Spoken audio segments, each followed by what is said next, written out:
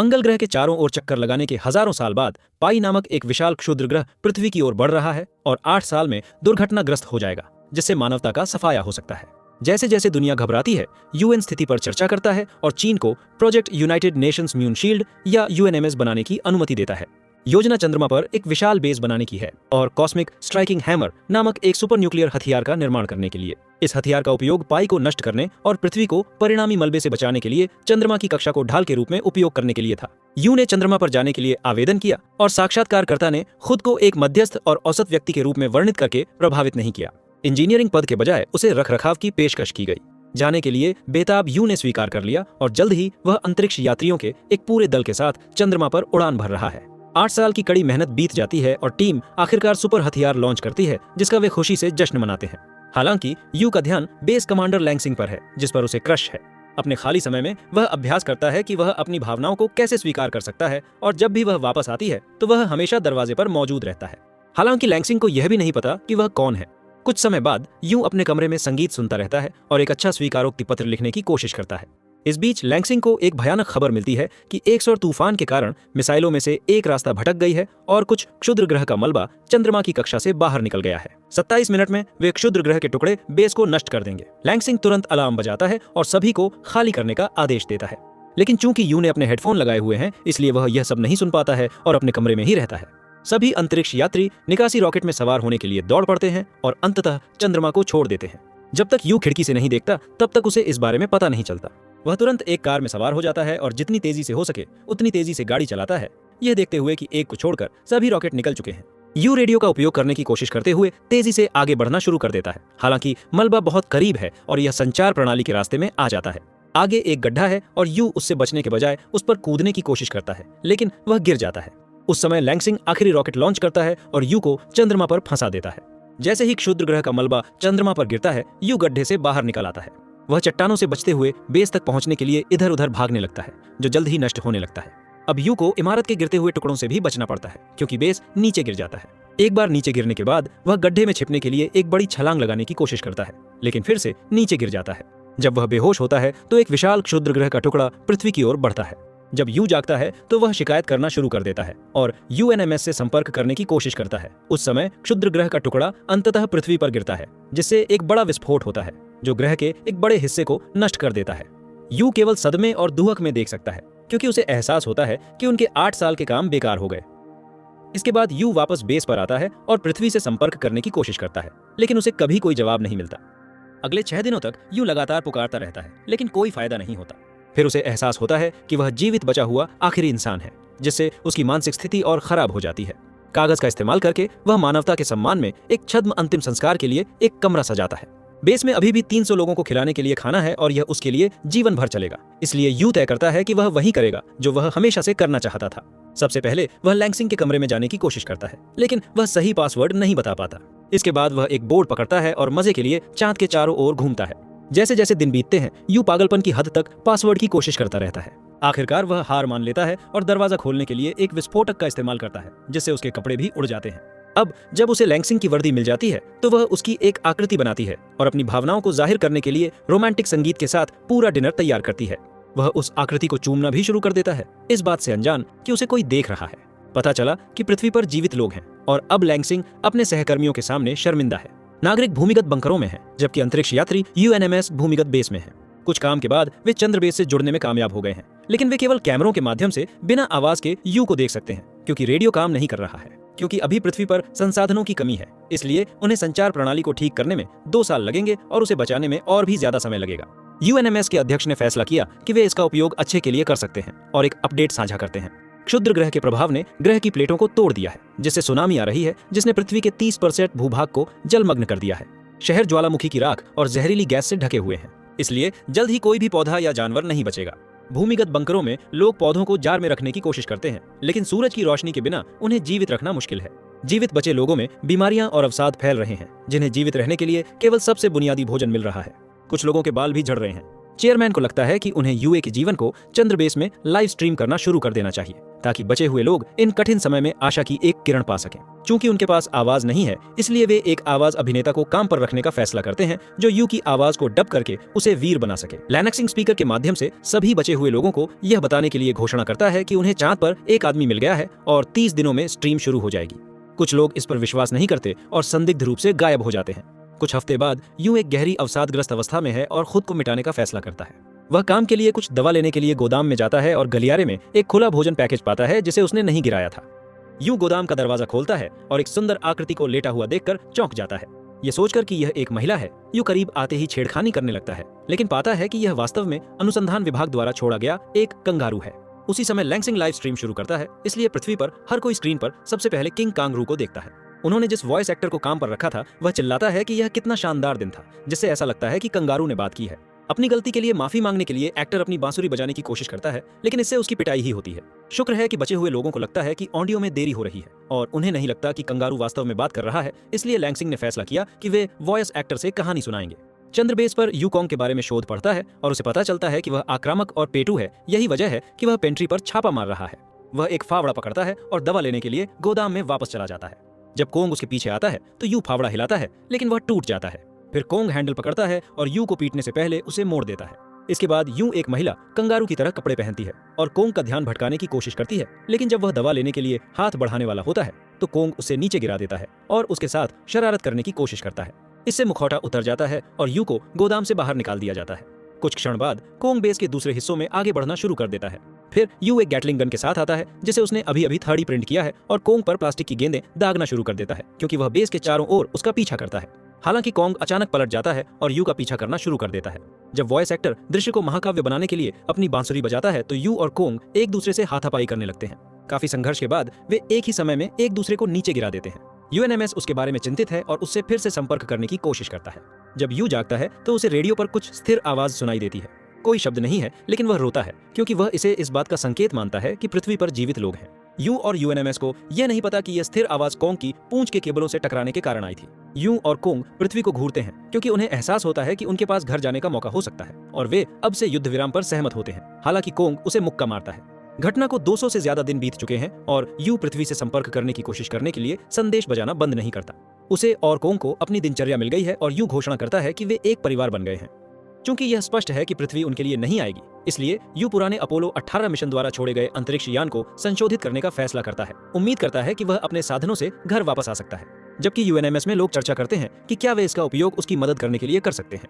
Kong और you car पर निकलते हैं और जल्दी से अपोलो को ढूंढते हैं। यू एक परीक्षण करता है और पुष्टि करता है कि कुछ मरम्मत के बाद यह काम करेगा। अपोलो को वापस बेस पर लाया जाता है और पृथ्वी पर लोग कई दिनों तक यू को इसकी मरम्मत करने में कड़ी मेहनत करते हुए देखते हैं। यूएनएमएस काफी प्रभावित होता है, इसलिए वे उसकी प्रोफाइल की जांच करते हैं और पाते हैं कि वह वास्तव में एक इंजीनियर है जो किसी तरह रखरखाव में चला गया। आखिरकार यू ने देखा कि अपोलो केवल 22 पाउंड ही उठा सकता है और कोंग का वजन अकेले उससे अधिक है। ऐसा महसूस करते हुए कि उसके पास कोई विकल्प नहीं है, यू कोंग को सवारी के लिए ले जाता है और उसे चंद्रमा के बीच में छोड़ देता है। हालांकि कोंग उसका पीछा करता है और जल्दी से कार पर वापस आ जाता है। जब वे वापस लौटते हैं तो यू एक अधिक शक्तिशाली प्रणोदन प्रणाली पर शोध करना शुरू कर देता है और पाता है कि सुपर वेपन का प्रोटोटाइप अभी भी पिछले बेस में संग्रहित है। कोंग और यू कार में बहुत सारी आपूर्ति के साथ निकलते हैं और केवल रात में यात्रा करना बंद कर देते हैं क्योंकि वाहन को सौर ऊर्जा की आवश्यकता होती है। उन्हें पुराने बेस तक पहुंचने में सप्ताह लगेंगे क्योंकि यह चंद्रमा के दूसरी ओर है और पृथ्वी पर लोग चिंता करते हैं कि यू वहां नहीं पहुंच पाएगा क्योंकि सूर्य प्रतिचंद्र चक्र में केवल 14 दिनों के लिए चंद्रमा पर चमकता है। जल्द ही यूएनएमएस को पता चलता है कि यू सूर्य के प्रकाश का पीछा करने के लिए विपरीत दिशा में गाड़ी चला रहा है। यात्रा में अधिक समय लगेगा, लेकिन वह फंस नहीं जाएगा। अब यू के पास बेस तक पहुंचने के लिए 41 दिन है और वह प्रतिदिन केवल 4 घंटे सो सकता है। पहले कुछ दिन यू और कोंग एक दूसरे का मनोरंजन करते हैं, लेकिन अंततः यात्रा उनके मानसिक स्वास्थ्य पर भारी पड़ने लगती है। एक दिन यू जागती है और कोंग को गाड़ी चलाते और बात करते हुए पाती है, लेकिन यह केवल एक सपना है। गलती से एक टोकरे में गाड़ी चलाने के बाद दोनों आखिरकार पुराने बेस पर पहुंच जाते हैं। जल्द ही यू को वॉरहेड मिल जाता है और वह उसे सावधानी से नीचे ले आता है। अचानक कोंग एक बटन को बार बार दबाना शुरू कर देता है और यू घबरा जाता है, लेकिन शुक्र है कि यह सिर्फ निरीक्षण कार्यक्रम था। जब वे वापस जाने के लिए तैयार हो रहे होते हैं तो गुस्साए यू ने कोंग को मुसीबत से दूर रखने के लिए उसे ट्रंक में बंद कर दिया। इसके बाद वह ध्यान भटकाने के लिए संगीत बजाते हुए बेस की ओर गाड़ी चलाना शुरू कर देता है। इससे उसे ट्रंक के गलती से कार से अलग होने की आवाज सुनाई नहीं देती। बाद में यू को आखिरकार ट्रंक के गायब होने का पता चलता है, लेकिन कोंग के लिए वापस जाने का मतलब सूरज की रोशनी से वंचित होना होता। पहले तो यू गाड़ी चलाकर चला जाता है, लेकिन आखिरकार अपराध बोध बहुत बढ़ जाता है और वह कोंग को बचाने के लिए वापस चला जाता है। जब पृथ्वी पर हर कोई इस निर्णय का जश्न मनाता है तो खुश कोंग यू को धन्यवाद देने के लिए चाहता है। यूएनएमएस में लैंगसिंग पूरी टीम को एक पुराने चंद्रकुत्ते से संपर्क करने का तरीका खोजने का आदेश देता है, जिसे दूसरे मिशन द्वारा पीछे छोड़ दिया गया था, जो उम्मीद है कि यू की मदद कर सकता है। उसी समय यू और कोंग बिना सोए गाड़ी चलाते रहते हैं, अन्यथा वे सूरज की रोशनी से चूक जाएंगे। 50 घंटे से अधिक समय तक जागने के बाद वे देखते हैं कि सूरज की रोशनी उन्हें पीछे छोड़ रही है, लेकिन वे हार नहीं मानते और गति बढ़ाते हैं। तापमान गिरना शुरू हो जाता है और यू को ठंड से मरने से बचने के लिए हीटर चालू करना पड़ता है, जिससे कार की बैटरी और भी तेजी से खत्म हो जाती है। बेस से केवल 35 मील की दूरी पर बैटरी खत्म हो जाती है और कार रुक जाती है। यू हार मान लेता है और अंत का इंतजार करने के लिए बाहर आ जाता है। यूएनएमएस में टीम आखिरकार कुत्ते को आगे बढ़ने में कामयाब कर देती है, लेकिन वह अभी भी बहुत दूर है। वे उसे एक गड्ढे के ऊपर से कूदने के लिए शॉर्टकट के रूप में इस्तेमाल करने की कोशिश करते हैं, लेकिन कुत्ता गिर जाता है और टूट जाता है। वापस यू के पास वह लैंगसिंग के बारे में सोचता रहता है और शीशे पर उसकी तस्वीर को देखता रहता है। कोंग बिल्ली की तरह परावर्तित प्रकाश का पीछा करना शुरू कर देता है और यू को एक विचार देता है। वह कार का दरवाजा तोड़ देता है और अपने औजारों का उपयोग करके उसे स्लेज में बदल देता है, जिसे वह कोंग से जोड़ता है। फिर यूं उनके आगे प्रकाश चमकाता है और कोंग उसका पीछा करना शुरू कर देता है और स्लेज को चंद्रमा की सतह पर ले जाता है। आखिरकार उन्हें एक बड़ी खाई मिलती है और यूं कुछ गैस टैंकों को सक्रिय करते हुए कोंग को उस खाई के पार कूदने के लिए मजबूर करती है, जो उन्हें दूसरी तरफ पहुंचने के लिए आवश्यक प्रणोदन प्रदान करते हैं। पृथ्वी पर हर कोई उम्मीद और उत्साह के साथ जश्न मनाता है और यूं के वापस आने पर उसके लिए एक पुरस्कार तैयार है। मनुष्य अधिक उम्मीद प्राप्त करते हैं और संरचनाओं को ठीक करने में कड़ी मेहनत करते हैं, जबकि यू और कोंग के चिन्ह बंकरों को सजाते हैं। इस कड़ी मेहनत की बदौलत यूएनएमएस को चंद्रबेस के साथ संचार फिर से हासिल करने के लिए केवल 3 महीने की आवश्यकता है। घटना को 516 दिन बीत चुके हैं और यूं अभी भी सब कुछ जोड़ने पर काम कर रहा है, जो उसने सोचा था उससे कहीं ज्यादा कठिन है, क्योंकि अपोलो की तकनीक पुरानी हो चुकी है। एक दोपहर यूं उत्साहित हो जाता है क्योंकि उसे आखिरकार रेडियो पर फिर से स्थिर आवाज सुनाई देती है। हालांकि जब वह कोंग की ओर मुड़ता है तो वह उसे केबलों के साथ छेड़छाड़ करते हुए देखता है। यूं उन्हें अपने हाथों से परखता है और आखिरकार उसका दिमाग टूट जाता है, क्योंकि उसे एहसास होता है कि उसका सारा काम और दुख व्यर्थ हो गया है, क्योंकि वह अकेला इंसान बचा है। वह कुछ देर के लिए कोंग पर चिल्लाता है, इससे पहले कि अवसाद फिर से उसके मूड पर हावी हो जाए। पृथ्वी पर संचार को ठीक करने के लिए यूएनएमएस को अभी भी 1 महीने की आवश्यकता है। हार मानने से इनकार करते हुए लैंगसिंग बंकरों में सभी लोगों से बात करने के लिए स्पीकर सिस्टम का उपयोग करती है। वह मानती है कि यूं कोई हीरो नहीं है, वह एक औसत आदमी है जिसे वे गलती से पीछे छोड़ आए हैं, लेकिन वह एक हीरो बनने के लिए पूरे 1 साल से कड़ी मेहनत कर रहा है, इसलिए वह बदले में लोगों का समर्थन पाने का हकदार है। लैंगसिंग ने बचे हुए लोगों से अपनी टॉर्च चालू करने और उन्हें चांद की ओर चमकाने के लिए कहा, ताकि यू को पता चले कि वह अकेला नहीं है। उसी समय यू ने अपना हेलमेट खोला और उसे ऑक्सीजन की कमी होने लगी। हालांकि मानवता टॉर्च और यहाँ तक कि पृथ्वी को रोशन करने वाले लाइट हाउस के साथ एकजुट हो जाती है, ताकि यह साबित हो सके कि वे जीवित हैं। हैरान यू अपने घुटनों पर गिरकर रोने लगता है।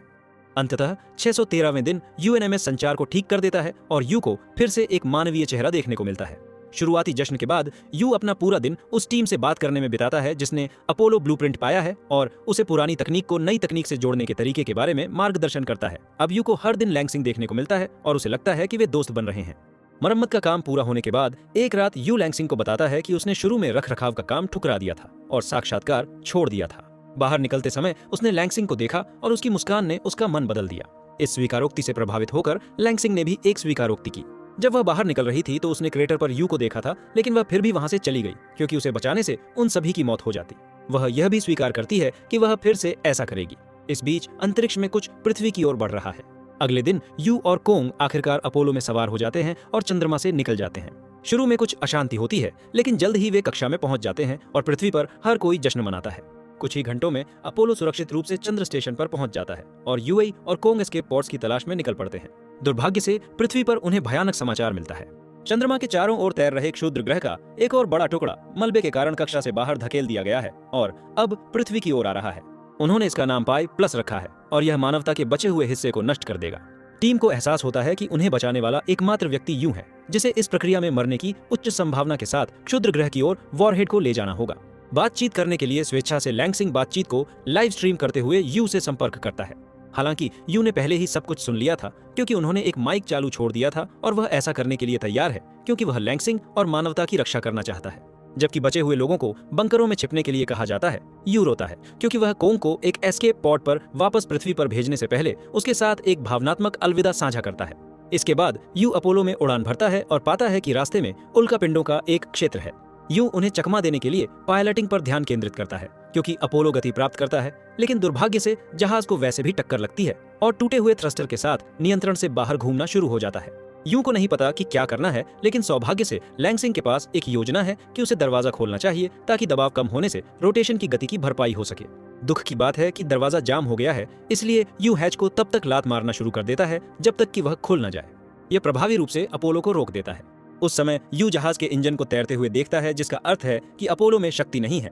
उसके पास वॉरहेड को मैन्युअल रूप से स्थानांतरित करने के अलावा कोई विकल्प नहीं है, लेकिन जाने से पहले यू लैंगसिंग से कहता है कि वह उसे पीछे छोड़ने के लिए दोषी नहीं ठहराता है और उसे अपने अंतिम क्षण को लाइव स्ट्रीम करने के लिए कहता है। फिर यू जहाज छोड़ देता है और मानवता को अलविदा कहते हुए एक हार्दिक भाषण देते हुए वॉरहेड तैयार करता है। पृथ्वी पर हर कोई रोता है क्योंकि यू अपने जेटपैक का उपयोग करके वॉरहेड को क्षुद्र ग्रह की ओर ले जाता है। जब कोंग का दल समुद्र में उतरता है, तब यू अपने अंतिम क्षणों में गाता है।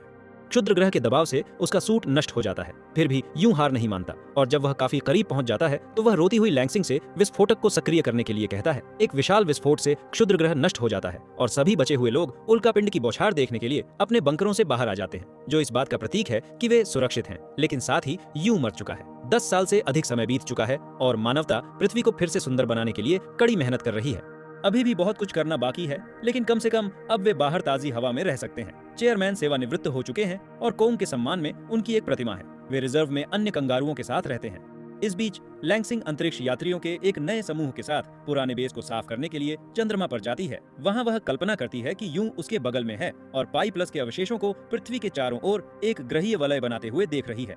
और इस तरह फिल्म खत्म होती है।